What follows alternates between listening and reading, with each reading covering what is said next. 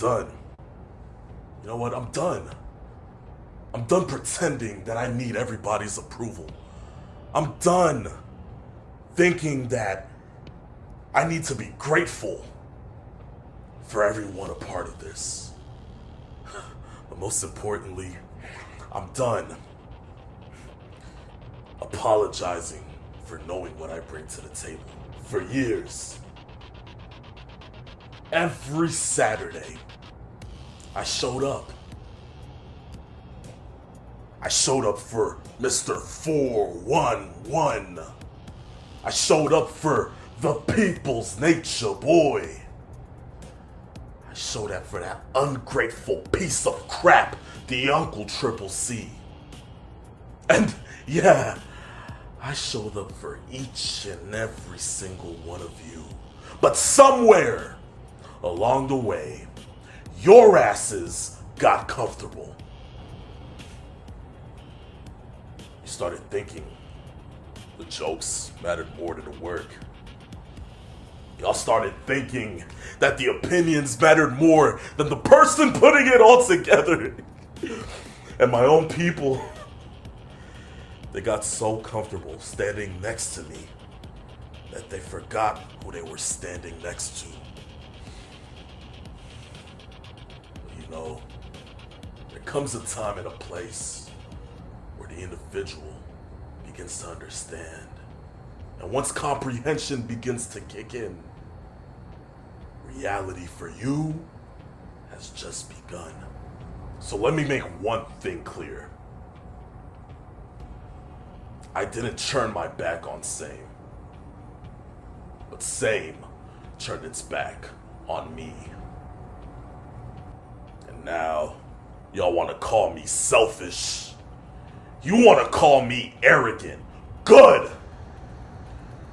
Because that version of me that you all somehow loved, maybe that version was the version that was willing to keep his mouth shut. The version that was willing to swallow his frustrations. That version of me was willing to keep everybody else comfortable. Meanwhile, I was struggling and I was becoming more and more miserable. But newsflash, that version of me is dead. So Mr. 411, keep your jokes. Peeps, your opinions, shove them up your ass. And for your uncle, the Triple C, we may be blood. And out of all things, from the bottom of my heart, I love you. But understand that when it comes to this business, when it comes to my creation, when it comes to Same, when it comes to this show, and when it comes to me, beyond everything else, you have no right and no authority over telling me who the hell I have to be. And to the people, you don't have to like me. You don't have to agree with what I'm saying right now. Hell, you don't even have to watch the show. But understand one thing. You will respect me and give me what I deserve. Because make no mistake about it, from this Saturday moving forward, I'm going to take this show somewhere none of you ever thought it could ever go. You wanted a villain? Fine. I'll be the villain. But here's the difference between me and every other villain you've ever sought to know. I'm not asking for forgiveness. I'm not asking for your approval. Hell, I for damn sure ain't asking for your permission. This show is my show. This time is my time. And understand that this is my era. So you can boo, you can talk shit about me. Hell, you can even go into the comment section and tell me how much you hate me. I don't give a fuck. Because while you guys are trying to watch me fall, I'm watching every single one of you realize that you were wrong about me. You didn't create me. You didn't make me. And you damn sure don't get to decide when I'm finished. I wasn't chosen because you guys wanted me here. I was chosen because I was meant to be here from the very beginning. So remember the name, the Chosen One. Because I don't follow the spotlight like Mr. 411 or the Peeps H or the Uncle Triple C. No, the spotlight follows the Chosen. Come this Saturday show, it won't be the same ever again. And neither the hell am I. You wanted the old me too fucking bad. The Chosen One is here.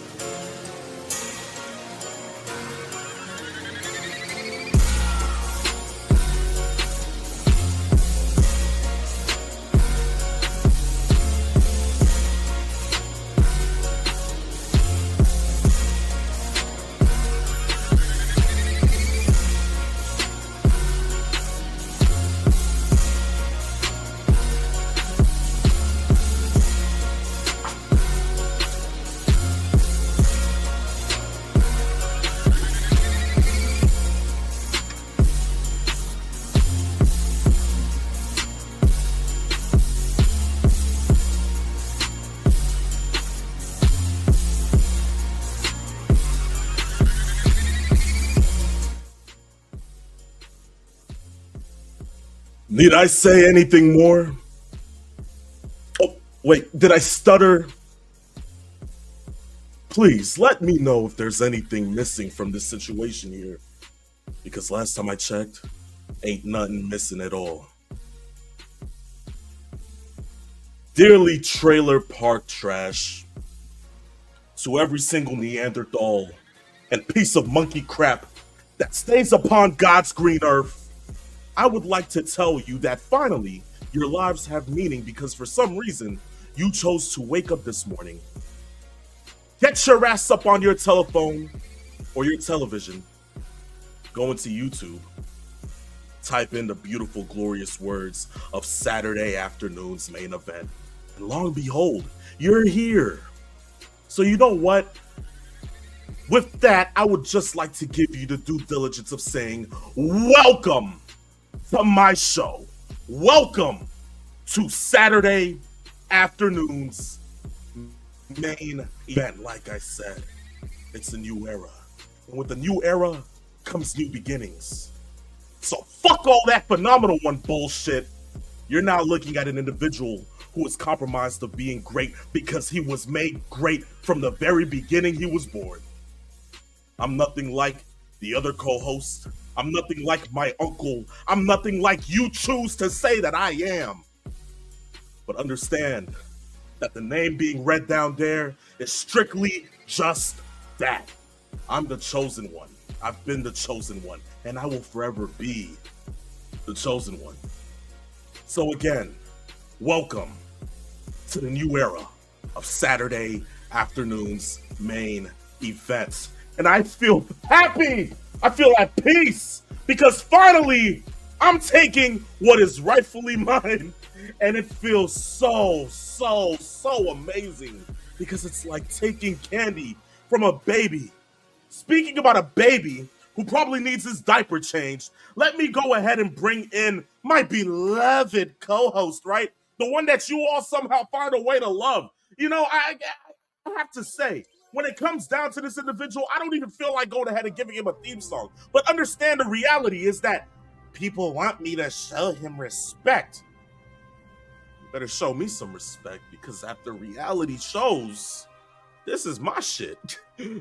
So, ladies and gentlemen, boys and girls, pieces of crap from all ages, allow me to introduce to all of you the limousine riding, the commercial jet flying, only Frontier, kiss stealing, although that's other gentlemen doing it to his wives, wheeling dealing, son of a gun, emphasis on that, who is genuinely having a hard time holding his alligators down alongside his testosterone. So put your hands together, since you pieces of crap like doing this sing-along bullshit. Give him 2 claps and a peeps, Nate. Hey, peeps! No claps. Oh, but thank no you. Clap. Yes. You're welcome. First and foremost, I'm going to address an 800-pound gorilla in the room. Oh, really? Since Sunday, I've had to sit down and think about all of this, whatever you're going through, whatever you feel you need to do for yourself. And I've had to sit and think about this. I really contemplated whether I was actually going to be on doing this show today. But you know what? I'm going to do something that you have not done in quite some time. And that's going to show some kind of professionalism. Oh, really? I'm going to be here, whether you care to see me here or not. We're going to be somewhat cordial, and we're going to do what we've been always doing on this show every Saturday. There may not be as many laughs and good times, but we're still going to give you all the wrestling news possible, as much as possible, given the current circumstances here. But just remember, I'm still here doing the show with you, whether you realize it or not. And also, just remember, I do recall when I was away from the show that one week that you kept harping on, the first show back, do you recall what I told you when I did the show? The first thing I did, I gave you a standing ovation and I said you were the man. Do you remember that? Or did it go out one ear and out the other? Do you even recall that? Wait. Hold on. I'll get to the other stuff quickly, rather sooner rather than later. But yeah. Wait. Is Peeps Nate saying that I'm the man? But I guess you did. No, I guess you didn't hear that. I guess you did not hear that or chose to remember me saying those words to you when I first came back. The only thing that I've heard over the last few weeks is that I don't show up for the show, that I haven't been here. And the last time I checked, we've been doing this show together how long? A little over almost 5.5 years. I can count the number of times that I've missed shows and still have fingers left over. So keep that in mind while you're going through all of this stuff. Now, before we get into all of this stuff, can we actually get into doing the show and do what the fans actually want to see us do? Forget what Peeps Nature's talking about. Like he said, yeah, what the fans want us to do. The people, right? The people who want to see Saturday afternoon's main event. Well, guess what? You know what? I will give you guys Saturday afternoon's main event. Prodigy and benefits of the chosen one. Do not worry about it. So, peeps, no worries. Fear not. I can care less about what you got to go ahead and say. We're going to go ahead and get started with today's show. And you individuals know better than anybody else that when you hear this sound, it's time for one thing and one thing only. It is time for 3 Rope Talk. All of the professional wrestling news that you can possibly get that consists within the span of the squared circle. We start off this week with our Raw and Smackdown review. Coming off a tumultuous Summerslam, which I may say was the best weekend of my life, courtesy of one Mr. People's Nature Boy. Salute to you, peeps. But within everything, when it comes down to the WWE, it seems like seemingly a lot has taken place. Let's see. Chelsea Green is your new women's champion on her side of SmackDown. Roman Reigns retains in what was a SummerSlam classic against his once-time foe, Seth Rollins. You have Kevin Owens being back, going ahead and being the #1 contender to CM Punk's WWE title, which now leaves Sami Zayn in a heap of his own BS. And so on and so forth. Brock Lesnar retiring, everything coming down to a T for this SummerSlam. It seems like it was possibly booked better than a WrestleMania. And coming off this Raw, it was seemingly even better. Peeps Nate, we go to you. How did you feel about Monday Night Raw? Monday Night Raw was probably what they needed to do to kind of do a reset. Kind of fast forward after what happened at SummerSlam, knowing what they were planning on doing, and now Peeps.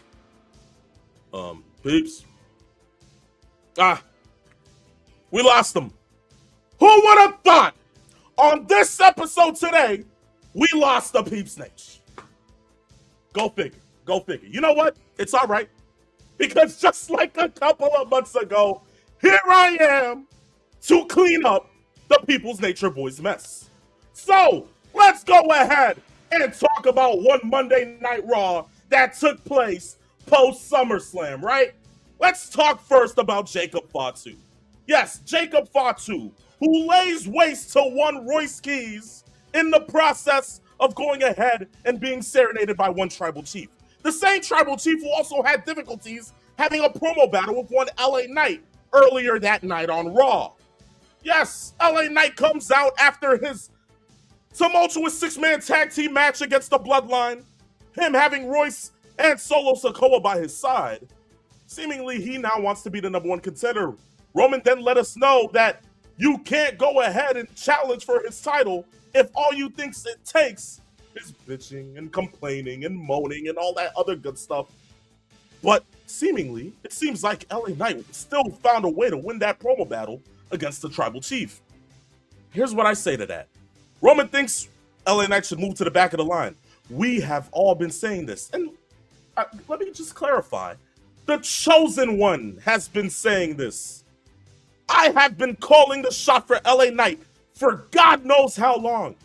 If anybody deserves the title shot up against Roman Reigns, it's LA Knight.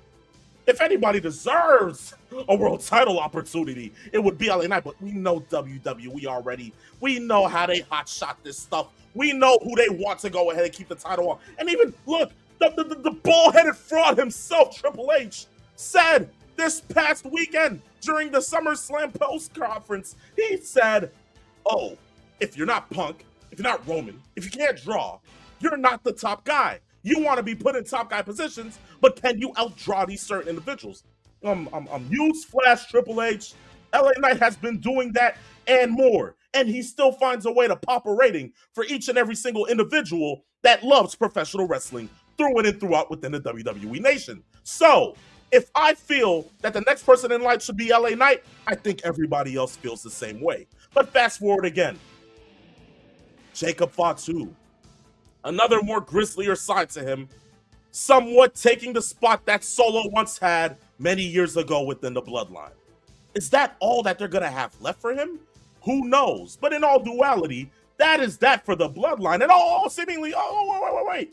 He's back in the studio. Oh, Peeps Nate. Technical difficulties, I may suppose, huh? Well, I guess so, because it just went out. I have no idea what's going on. You know what? All right. Anywho, I carried for you. Anywho, I'll let you go ahead and take care of Smackdown today. You know, Smackdown took place last night. What were your thoughts about Smackdown? Okay.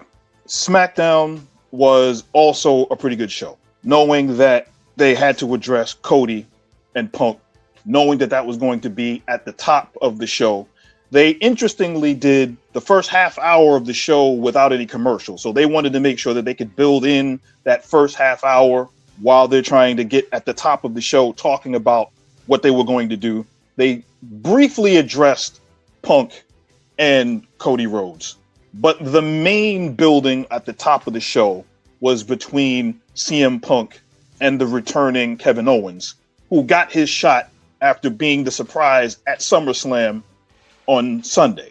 So now we see where they're going to build with that. And at the top of the card, the arguments between the two, the idea that there was this heat between them going back to the Ring of Honor days, going back to when Owens was in WWE, and the whole idea of Punk leaving and a lot of wrestlers being upset, they're carrying this over. And knowing that Punk has been that catalyst for a lot of the other wrestlers involved on the show, that makes sense, because that then built into the idea between Kevin Owens and Sami Zayn. And I think those three, along with what they were doing with Cody to kind of build him into Randy Orton, that built those storylines out for the top half of the show. Well then, in that sense, here's what I want to ask you when it comes down to, like you said, that war of words between Kevin Owens and the WWE champion, CM Punk. What was it that was the defining moment for you when it pertained to that promo battle? I think the defining moment was what was said at the end. Jesus! Pigs! You know what? That son of a... Get your internet Oh my gosh. Okay. Again, lo and behold, I have to go ahead and carry for this. Anywho, he was saying something about the end. Yes, the ending of that whole promo battle between Kevin Owens and CM Punk. If history serves correctly, from what I remember taking place last night, CM Punk was straightforwarding a couple of "that doesn't work for me" brothers. He was letting Kevin Owens know that he's the best in the world due to the fact that he has the biggest title in the world, the WWE Championship, and that he paved the way for guys like Kevin Owens, knowing that he was called skinny fat. Nobody in the WWE was looking in the direction of one Kevin Owens or even looking towards Kevin Steen to make an appearance within the WWE, if not for CM Punk. Kevin Owens would further go ahead and recollect his thoughts and gather them through by saying to Punk that he realizes that Punk is just going ahead and feeding himself all of this stuff to make himself look credible in a sense. Furthering it with, you must feel very lonely at the top of the pedestal that you have created for yourself. But it's okay, I thank you, because it has caused me to realize that I can never stoop to that level of becoming an individual so bad that I begin to... Kevin Owens. I begin to become a POS like yourself. Kevin Owens for WWE Champion, ladies and gentlemen. Give the man a round of applause. But certainly, after that, it seemed like a quick brawl was about to ensue as Kevin Owens punched CM Punk. We have already began putting the nails in the coffin for this match. And we know that it will be coming later this month. And lo and behold, ladies and gentlemen, just like the Chosen One might say, and you might say it yourself as well, this match will be a certified banger.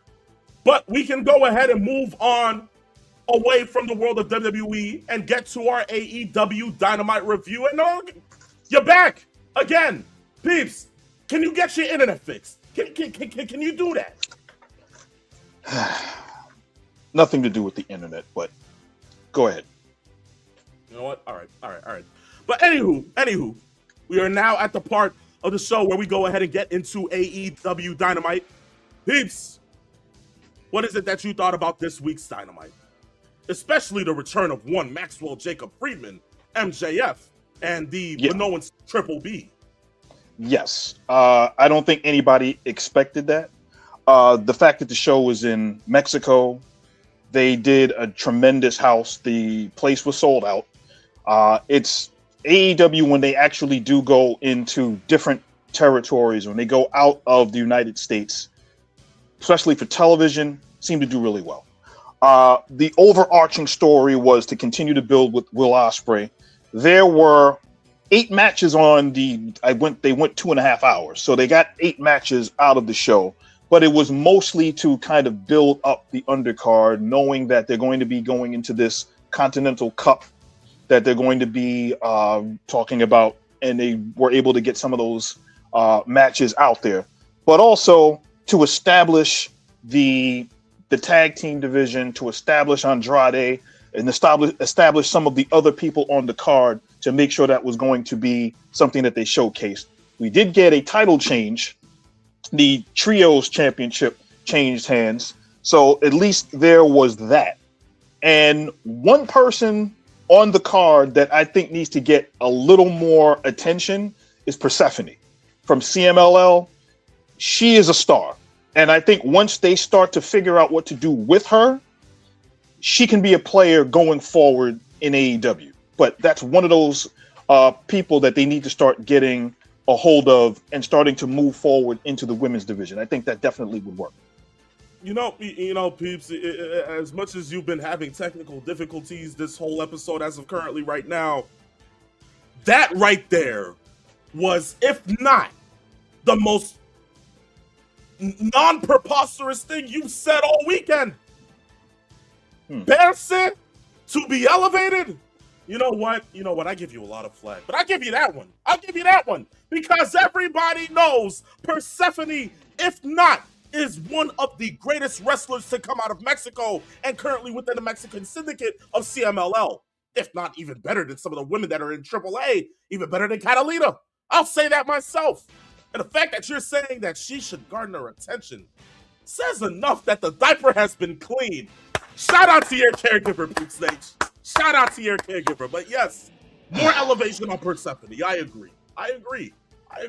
But seemingly, when it comes down to this whole world title thing, and MJF possibly saying that he wants to get back the Triple B with the Dynamite Diamond ring, and all of that will happen in the Casino Gauntlet, all of this stuff.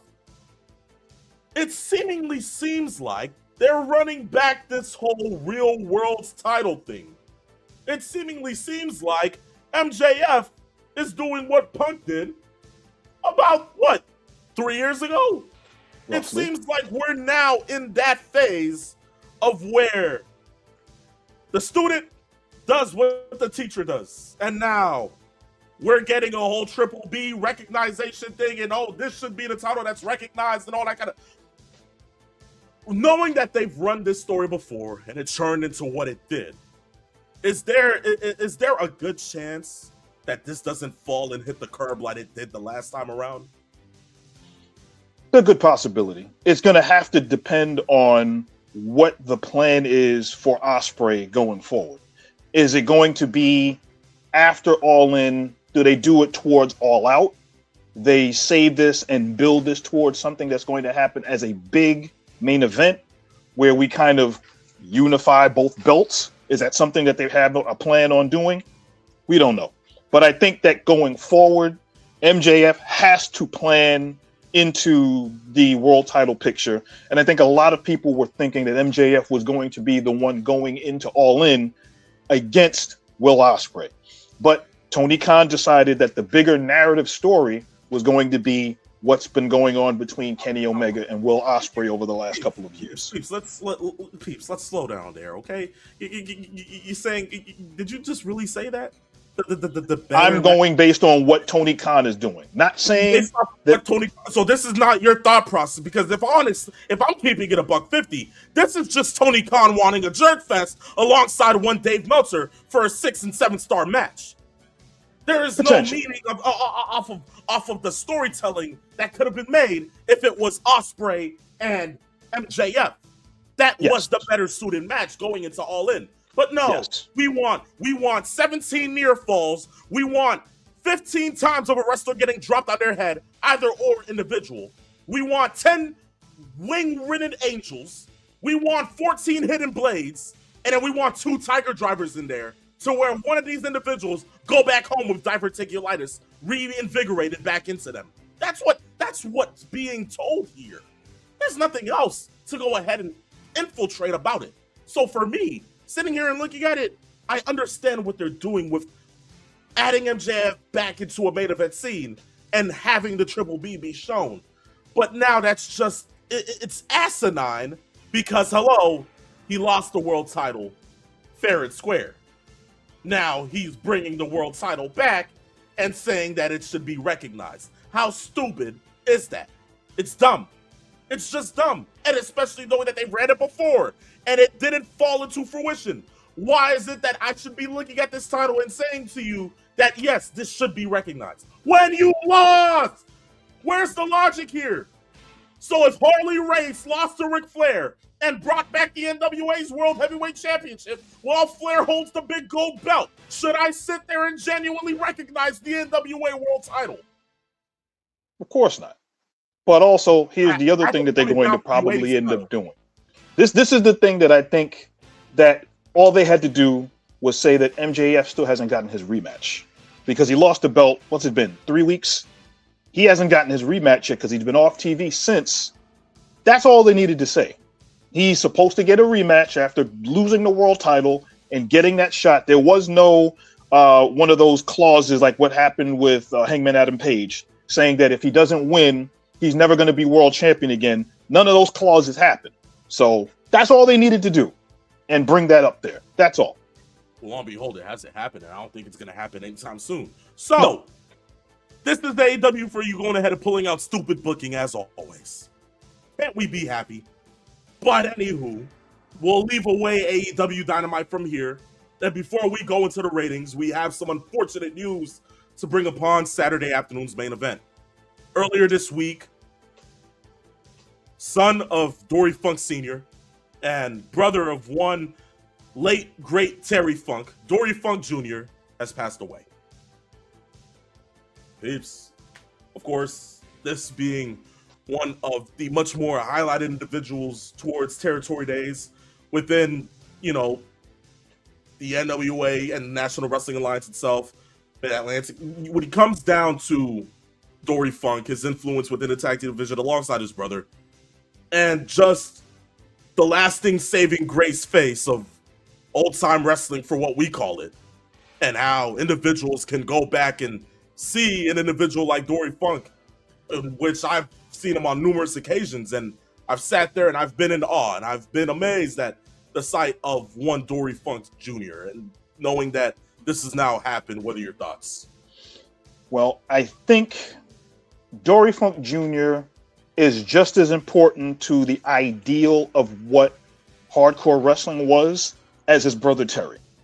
He was a little more refined as far as a technical wrestler goes, but his importance cannot be overshadowed or understated at all in the fact that he, literally over the last 5 or 6 decades, has been in a wrestling ring or in some sort of territory, winning a championship or going after one for the longest. As a matter of fact, even though he was 85, he only retired 2 years ago. So he had still been wrestling at that point, all the way then. Not obviously on a regular basis, but one of those guys that was there. He went to a lot of WrestleCons, did a lot of conventions, would show up in certain independent shows. But to just belie his importance, one of the first duo of brothers to be NWA World Champion, and having the second longest uninterrupted run of being a world champion behind Lou Thesz. And Lou Thesz goes back to the 40s, the 50s, and 60s, etc. Of course. Dory Funk Jr., one of the greats of the wrestling ring from way back in those days. And even in the 80s when he teamed up with his brother Terry in the WWF. And even going into All Japan. And going into ECW, because he had a couple of runs there in ECW with his brother Terry. And then going back to Japan, coming back to the WWF, and then being in the WWE Hall of Fame. This shows you the importance that he has to the business, and it cannot be understated what he means to just not that link of territory wrestling, but what we look at today, as we give a lot of credit to Terry Funk, Dory has just as much importance in that as well. Especially when it comes down to some of the newer faces and individuals that much more highlighted a generation of wrestling for the 21st century kids. Guys like Jeff Hardy and Matt Hardy, Christian Cage, Lita, Kurt Angle, Mansoor, Mickey James, Edge, Ted DiBiase Jr., and Test. Individuals like that who were students within the World Wrestling Federation's branch of the Funkin' Dojo. For individuals that do not know, yes, Tori ran that. And for that, the influence on professional wrestling as a whole. Now we can say that the Double Cross Ranch has finally found its way fully into the gates of heaven. So to that, we wish condolences and prayers to the family and friends of one Dory Funk Jr. And may he rest in peace. But with that being said, that marks the end of Three Rope Talk. Peeps, it is now your time to do your due diligence and give us the ratings. So your job precedes itself. Well, here's the thing. For whatever reason, the ratings for AEW Dynamite and NXT haven't gone up yet. I don't know what the issue is with them uploading it, but I will give you SmackDown's ratings. And this was something that we talked about before, and even in our text thread from a couple of weeks ago, talking about how certain ratings go. SmackDown's ratings, they did 1.37 million people with a 0.31 in the demo. And that's coming off of last week where they did a 1.25.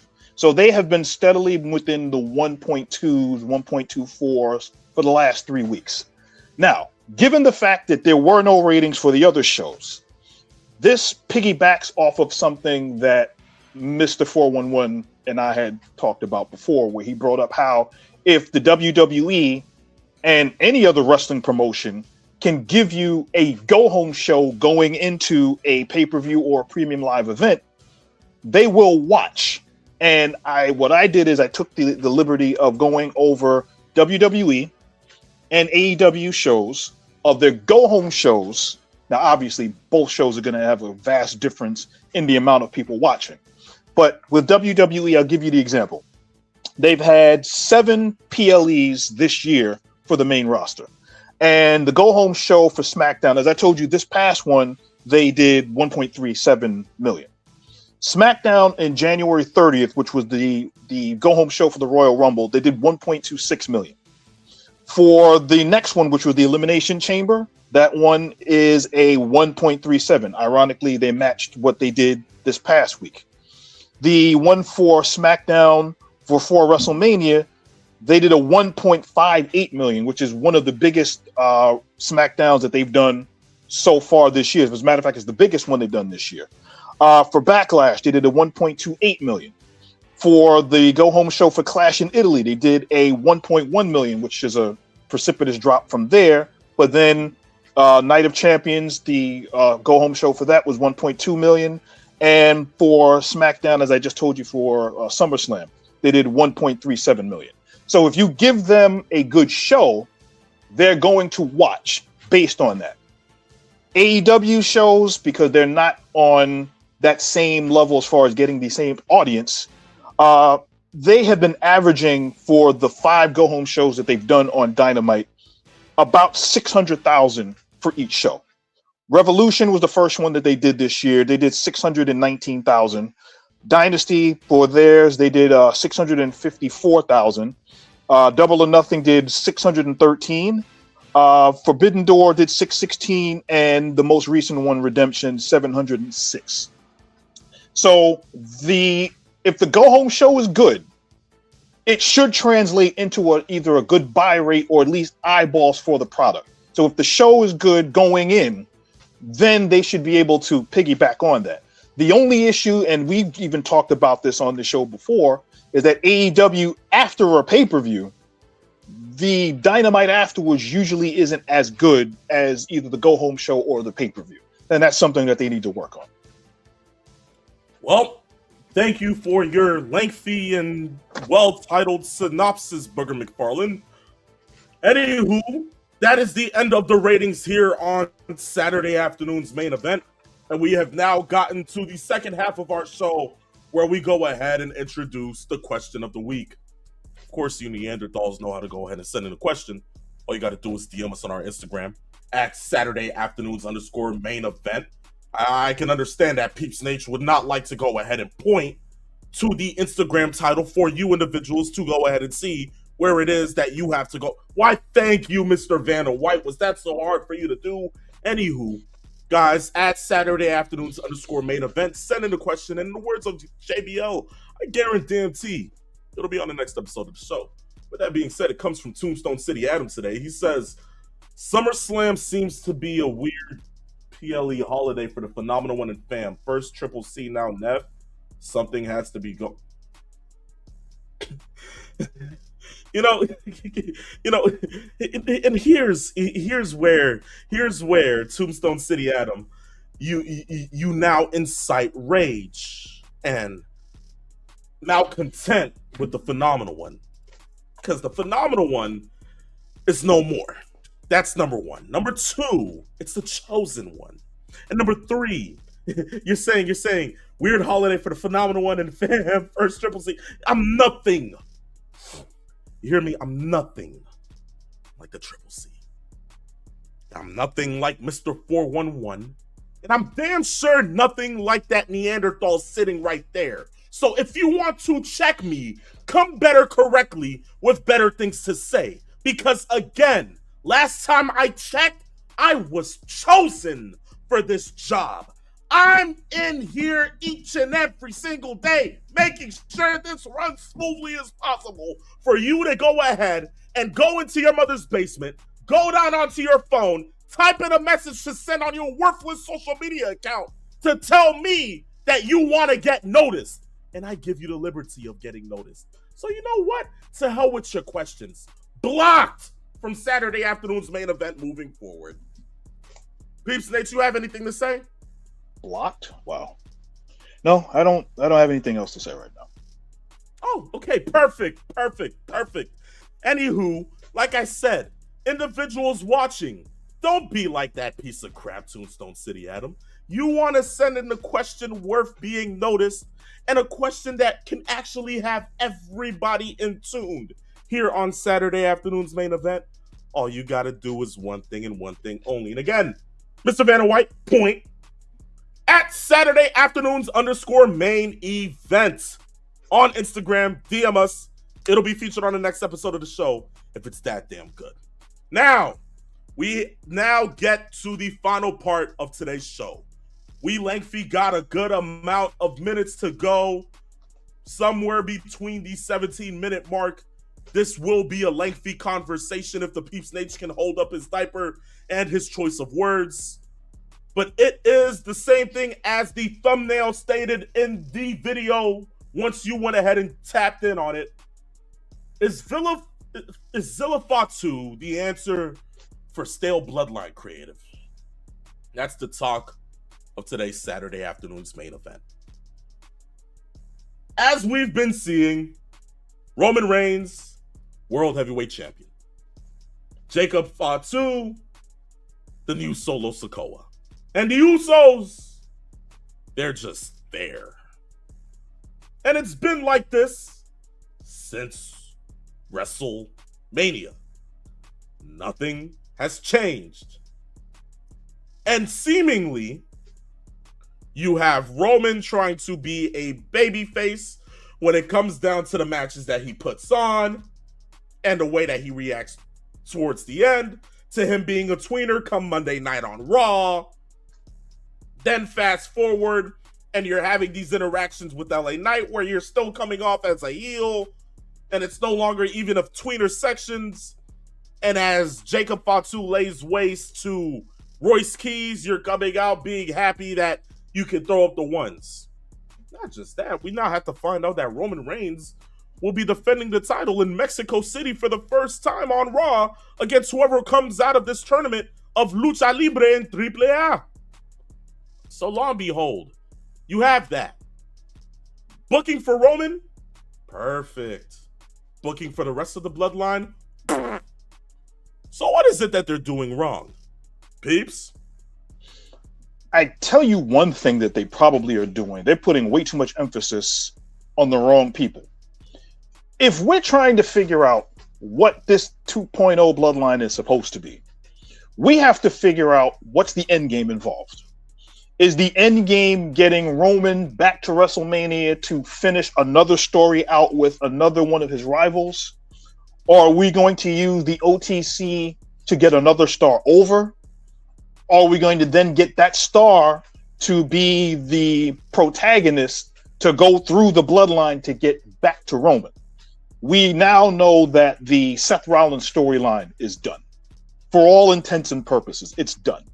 So now they have to go and look for another rival that actually plugs in to what they need to do with Roman going forward. Now, we don't know how long Roman is going to be active before he takes his next hiatus.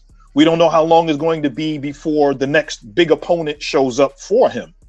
But the issue is, or at least the formula has been, we have Roman. We're going to start putting obstacles in front of whoever his opponent is. And one of those obstacles that was there is now setting the bloodline around him and playing interference. We see what they've done with the Usos. They tried to do it with Solo with the original bloodline, and now Solo is his own person. He's now insanely over on his own with the pew-pew stuff. So now we have to figure out where they go from there. And I'll ask you, do you think that the bloodline is stale? Or do you really think that something else can be done to get that bluster off of the storyline? Both. How about that? Both. You asked me if they're still. Yes, they are still. Can something help them? Yes, indeed, something can help them. Let me go ahead and start off by saying this. Roman Reigns is a defensive champion as of right now. No interferences at all. Great. Perfect. You want to go ahead and show off that he's a babyface and he can still find a way to get it done? Cool. He's supposed to be this renegade ass kicker in the year 2026 of our Lord AD. And he's World Heavyweight Champion to prove it. Perfect. Y'all tell a great story with Roman Reigns. As the whole bloodline coming together. You know what? I'll give you the due diligence of drinking. I understand you probably have to go ahead and take your medicine in a couple of minutes, so feel free to. But when it comes down to the bloodline as of late, the bloodline is stale. Wash, rinse, and repeat. Same storyline that they've been running for the last couple of years. Now, one thing that I remember noticing was that when they infiltrated and brought in Solo Sikoa, there was a change when it came down to the bloodline. And then they invigorated Sami Zayn within the mix. And then the bloodline started to become this well-known thing, closer to what you might have remembered as the NWO of the late 90s. Not that everybody was joining, but it started to garner some heat. It started to garner some attention. People like to see what was going on when it came down to the bloodline each and every single week. The bloodline needs a renaissance right now. We don't need Jay and Jimmy continuously hitting you with the "this is your warning shot," bow, just for Solo to counter it with the pew pew pew. What? It's a 22 pew pew pew. What the hell are we doing? Really? This is the creative mindset of the WWE. Lee Fitting and all these kind of other people alongside Triple H. And for me, knowing that Paul Heyman sits in these creative rooms, knowing the kind of juice that Heyman has, he's sitting there genuinely agreeing to this BS. Here's what can fix it, and here's what I found out. Over this past week, Zilla Fatu dropped the House of Glory title. To who? Amazing Red. What I'm hearing is that his contract with the House of Glory is pretty much over. Oh, pretty much over? So that must mean he's done with the indies, right? Oh, wasn't he getting targeted by the WWE a couple of months back? And they've been saying it repeatedly over the last couple of weeks. Oh, great. Perfect timing. Introduce Zilla Fatu within the bloodline, or somehow introduce him within the dynamic, whether he probably sides with Solo or he ends up siding with the rest of his cousins. But you make this dynamic now where either Solo isn't alone or you strengthen the Usos even more. Because right now the Usos are stale. They need some kind of heat right with them. They need somebody that will stand with them, because last time I checked, Jacob Fatu only answers to the tribal chief. But what if the Usos had an individual that also had their back, that can be their enforcer within matches? The story writes itself, don't you think, Mr. Peeps Nate? Yes, it does. Now, would you say that Zilla Fatu would fit right in with the Bloodline, or he would fit right in with Solo Sikoa? What's your take? I think fitting in with the Bloodline would work, but I could also see them both sides trying to recruit to see what happens there, to bring this guy in and see what he does, almost as if they're trying to convince him because of who he is and what he is with the Bloodline, not knowing what he is, who he's aligned with. You can kind of play it coy almost, as if you're trying to figure out, well, what is his actual agenda? Is he here for his cousins, or is he here for himself? Which side does he take? And you bring that intrigue as you're trying to build that in and stretch it out over the next few months, because we know that the Bloodline right now, as it is, this is like a death march going into the end of the year, as far as who's there, what they plan on doing. And I think that they've literally kneecapped Jacob Fatu. So they need to do something to reinvigorate him. At the same time, Jimmy and Jey Uso, they have both been kneecapped as well. They come across as just underlings now. I don't even think they are looked at as anything other than Jay with the yeet music, and Jimmy is the wannabe leader of the team, when we know that he isn't. Where do you go from there? If you bring in Zilla, you bring in some fresh blood, you bring in a new kind of an angle, so to speak, to build everything up and make it work. And I think that's kind of where they're going right now, to freshen everything up. And then you can start bringing in new storylines within that. Well, you heard it there from that Neanderthal, Mr. Peeps Nate. You heard it here from me. And like I said, if Zilla Fatu does make his way into WWE, a renaissance for the Bloodline is due within happening. They need it. We know they certainly need it.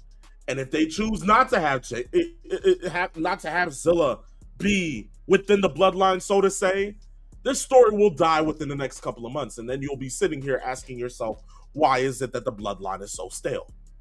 But remember, in the world of professional wrestling, sometimes when it comes down to things like this, and you remember where you heard it first, just remember, the letters are S-A-M-E.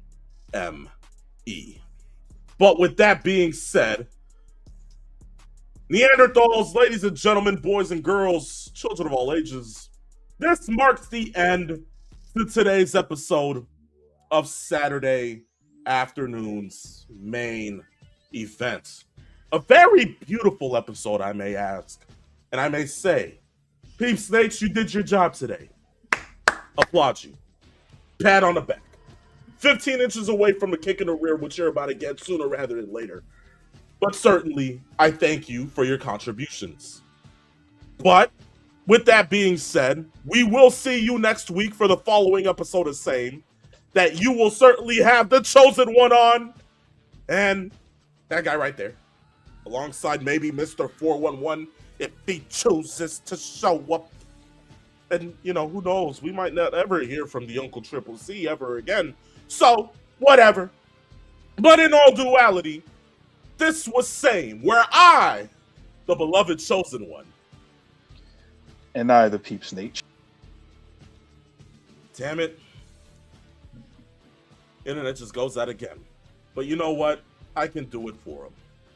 This was Same, where we came, or you know what? I should say this since he was probably on for about only 1/3 of the show, where the chosen one came, the chosen one saw, and the chosen one conquered. See you next week.